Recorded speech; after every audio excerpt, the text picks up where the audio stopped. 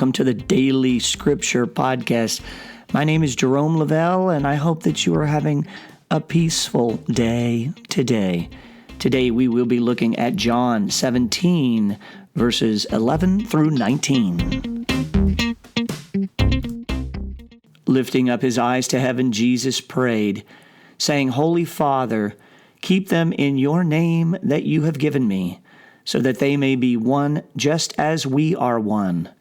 When I was with them, I protected them in your name that you gave me, and I guarded them, and none of them was lost except the son of destruction, in order that the scripture might be fulfilled. But now I am coming to you.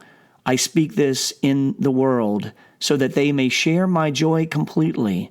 I gave them your word, and the world hated them, because they do not belong to the world any more than I belong to the world. I do not ask that you take them out of the world, but that you keep them from the evil one.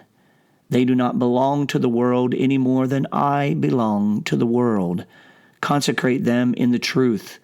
Your word is truth. As you sent me into the world, so I send them into the world, and I consecrate myself for them, so that they also may be consecrated in truth. Today in the Gospel of John, chapter 17, verses 11 through 19, we hear Jesus speaking directly, thoughtfully, and emotionally to God the Father. His conversation is not focused on the Father or on himself, but rather on the community of believers that had been planted by him. If these words sound like a prayer, that is because they are a prayer. The first begins, lifting his eyes to heaven, Jesus prayed. And in looking at that prayer, Jesus specifically asks God to keep them in your name, keep them from the evil one, consecrate them in truth. And he's speaking here of the disciples, which to me says he wants God to draw them in, anoint them, and protect them. Recall that just before this passage in John, Jesus had told his disciples that he was going to the Father and that they would grieve, but ultimately that they would be filled with joy. And he then prays to God that he will be glorified. And then lastly, today's passage where he prays directly for the disciples. In these verses, he's making his last preparation with them. He encourages them, he informs them, he strengthens them, and then today he prays over them. And that is my reflection today. The example of the way that Jesus prays over those he loves. Again, asking God to draw them close, hold them, and protect them. So here's a question for me. In my prayer life, am I routinely praying to God for the needs of others? For example, those in my family or my friends, my neighbors, those at work, those in my faith community. Am I praying for the needs of strangers? Am I praying for those who have afflictions or addictions, those suffering physically or spiritually?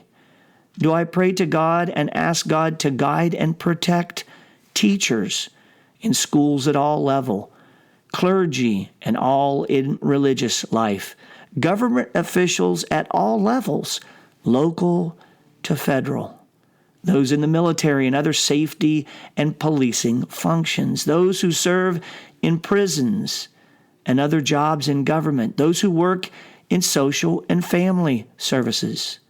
Am I praying for those in the medical services, doctors, nurses, residents, interns, PAs, and all others in the allied medical fields? Am I praying for those who lead charitable and service organizations and or many, many, many other important roles in our society? To me, today, Jesus is leading by example. Thessalonians 5:7 tells us to pray without ceasing. And we hear in Matthew 7, ask and it will be given unto you. Jesus tells us In James 2:16, the prayer of a righteous believer is powerful and effective. Today, Jesus is reminding me of the power of prayer to our Creator. For myself, yes, but also, and maybe especially, for others in this world who need our prayers. Thank you for joining the Daily Scripture Podcast. My name is Jerome Lavelle, and remember, our word of the day is sending prayers for others to God's ears. Until next time, be well and be blessed.